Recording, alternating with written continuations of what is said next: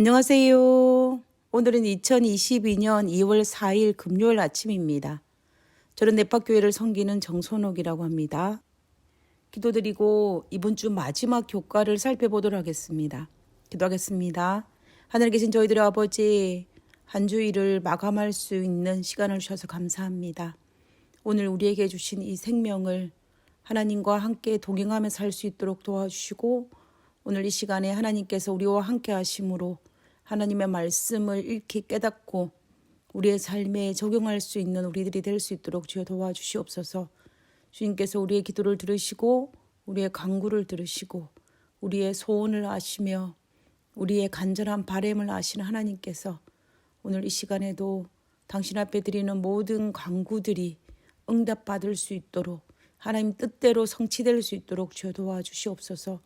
오늘 이 시간 우리와 함께 하시옵기를 간구하며 거룩하신 예수님의 이름으로 기도드렸습니다. 아멘. 감사합니다. 우리는 이번 주에 신실하신 우리의 제사장 되시는 예수님에 대해서 한 주 동안 살펴보았습니다. 한 주 동안 공부한 내용을 간단히 정리해보면 우리의 대제사장 되시는 예수님은 멜기세덱의 반차를 따라서 우리를 대표하는 온전한 대제사장이시며 영원한 대제사장이시며 죄가 없는 제사장이심을 살펴보았습니다. 우리의 몫은 이런 분이 우리의 죄를 중보하시는 대제사장이심을 믿고 바울처럼 마지막까지 끝까지 충성하는 자로 서는 일이 우리에게 남아 있습니다. 우리 모두 이 일에는 반드시 성공할 수 있는 우리 모두가 되기를 진심으로 바랍니다. 오늘 금요일 소지에서 다뤄보고 싶은 성경절은 히브리서 7장 25절에 있는 말씀입니다. 히브리서 7장 25절에 보면 그러므로 자기를 힘입어 하나님께 나아가는 자들은 온전히 구원하실 수 있으니 이는 그가 항상 살아서 저희를 위하여 간구하심이니라 라고 하였습니다. 이 부분을 쉬운 성경으로 읽어보면 우리가 조금 더 이해하기가 쉽습니다. 그러므로 예수님은 자기를 통해 하나님께 나오는 자들을 완전히 구원하실 수 있습니다. 예수님은 항상 살아계셔서 하나님께 나오는 자들을 돕고 계시기 때문입니다. 우리는 이 성경절을 통하여서 예수님은 우리의 구원을 위해 돕고 계시는 분이라는 사실을 알 수가 있습니다. 그렇다면 우리 예수님께서 우리를 향한 모든 관심의 초점은 바로 우리의 구원에 있습니다. 출애굽 과정에서도 알 수 있는 것처럼 이 사실은 명확하게 등장합니다. 하나님께서 광야에 있는 모세를 부르신 것도 이스라엘 백성을 애굽의 노예에서 구원하기 위해 가나안 땅에 데려가기 위한 것이었습니다. 애굽에 내린 열지양의 목적도 애굽에서 노예 생활하는 이스라엘 백성들을 구원하여 가나안 땅에 데려가시기 위한 것이었습니다. 그뿐만 아니라 홍해를 가른 것도 바로의 군대를 물리친 것도 마찬가지입니다. 광야에서 만나와 물을 주시고 불기둥과 구름 기둥을 허락하신 것도 이스라엘 백성들을 안전히 가나안 땅에 데려가시기 위한 목적이었습니다. 이스라엘 백성들을 구원하기 위한 관심은 마침내 내가 너희 중에 거할 성소까지 지을 상원까지 가신 것입니다. 이뿐만 아니라 구약의 모든 사건들을 살펴보아도 하나님의 최종 목적은 딱 한 가지였습니다. 그것은 사탄으로 말미암아 죄가 들어온 이 죄악 세상에서 우리를 구원하는 것이었습니다. 우리를 구원하기 위해서 노아 홍수와 바벨탑 사건이 일어났다라는 사실을 이해하십니까? 만약 하나님께서 노아 홍수와 바벨탑을 무너뜨리지 않았다면 어떻게 되었겠습니까? 아마도 죄악이 편만한 세상 속에서 심지어 노아마저도 구원을 얻지 못할 만큼 수습이 불가능한 죄악의 길로 갔을 것입니다. 그리고 언어를 혼잡하게 함으로 바벨탑을 더 이상 짓지 못하게 한 것은 더 큰 죄악을 막기 위한 것이었습니다. 아마 그렇게 하지 않았다면 사람의 죄악은 더 큰 결과를 가져왔을 것입니다. 하나님께서 우리를 구원하기 위한 목적으로 노아 홍수와 바벨탑 사건도 일어났습니다. 그리고 유다가 바벨론에 멸망한 것도 이와 마찬가지입니다. 아마도 에스겔의 환상 속에서 본 것처럼 이때는 이미 하나님의 성전에서 이방신을 섬길 만큼 타락하였지만 이 죄악은 더욱 심해져서 아마도 바벨론에 멸망하지 아니하였다면 이스라엘 민족 전체가 폐역의 길로 들어갔을 것입니다. 회복되지 못할 만큼. 노아 홍수가 바벨탑이 유다의 멸망이 분명히 가슴 아픈 사건이기는 확실합니다. 그러나 분명한 것은 이 일로 말미암아 더 큰 죄악으로 넘어가는 길을 막았다라는 것입니다. 결국 우리는 멀리서 이 사건을 바라보므로 이 모든 사건들이 하나님께서 우리를 구원하시기 위한 하나의 목적이었다라는 것을 알 수가 있습니다. 우리가 하나님 앞에 온전히 나아가게 하기 위하여 우리를 구원하기 위한 목적이었다라는 것입니다. 마찬가지로 우리 개인의 삶에 있어서도 때로는 하나님께서 우리를 구원하기 위한 목적으로 여러 가지 일을, 때로는 시련을, 때로는 아픔을, 때로는 축복을 하고 있다는 사실을 우리는 깨달아야 합니다. 하나님께서는 우리의 삶에 우리의 구원을 이루기 위해서 항상 살아서 우리를 위하여 간구하시고 돕고 계신다는 사실을 우리는 이해하고 받아들이고 믿고 순종해야 할 것입니다.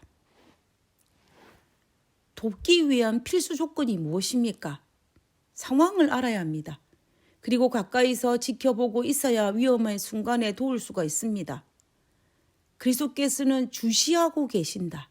그는 우리 모두의 무거운 짐들, 우리의 위험들, 우리의 어려움을 아시는 분이십니다.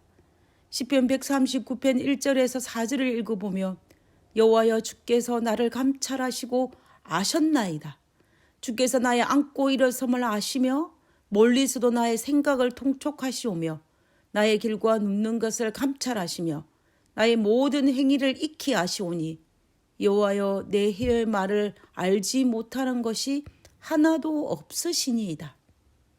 시편 94편 9절에 보면 귀를 지으신 자가 듣지 아니하시랴. 눈을 만드신 자가 보지 아니하시랴. 하나님께서 보시고 아신다는 이 사실을 믿으십니까? 이 사실을 믿는 자는 복받은 자입니다. 이 사실을 믿게 하신 분은 성령 하나님이십니다. 우리를 대표하시는 예수님은 우리의 억울함을, 우리의 형편을 보시고 아시고 듣고 계십니다. 그뿐만 아니라 우리가 이 일을 온전히 맡길 때에 능히 우리를 도우시는 분이시며 우리를 위해 최고의 변호사로, 최고의 중재자로 서실 것입니다.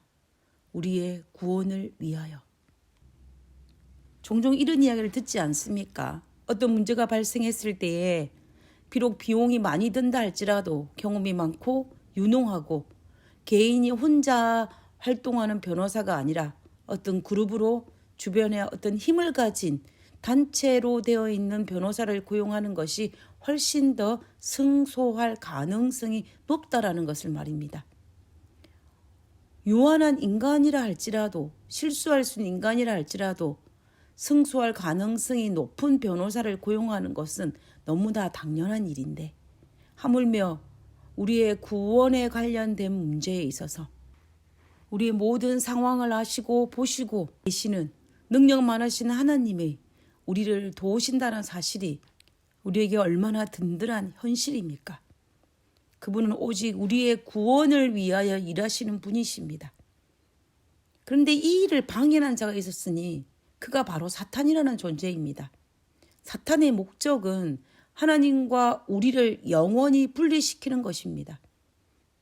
에덴 동산에서 하와와 아담을 분리시켰고 마침내 하와가 하나님과 분리시키고 아담도 하나님과 분리시켰습니다.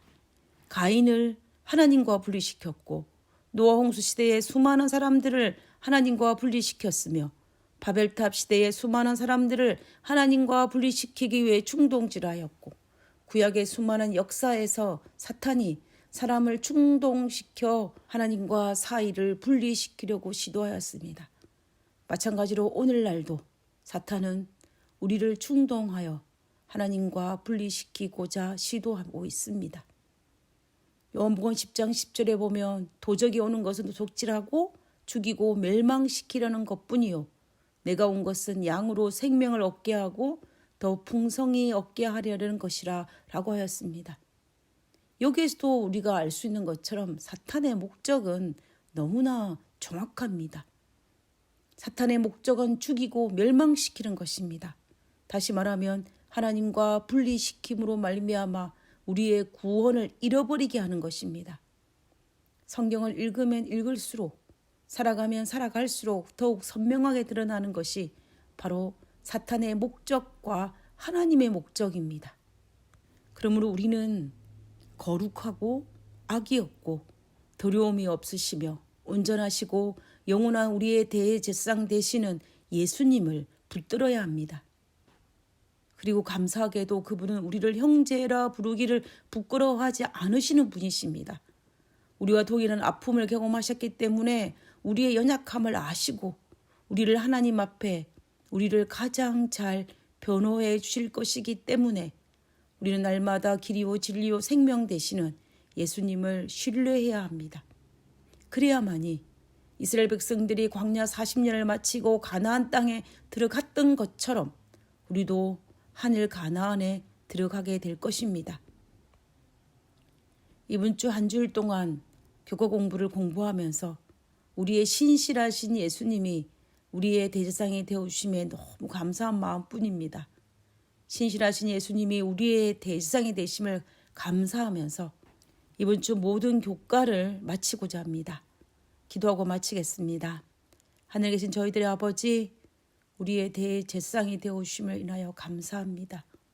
우리의 연약함을 아시고 우리를 감찰하시고 우리를 지켜주시고 우리의 구원을 위해서 지금도 도우시는 하나님으로 인하여 감사합니다.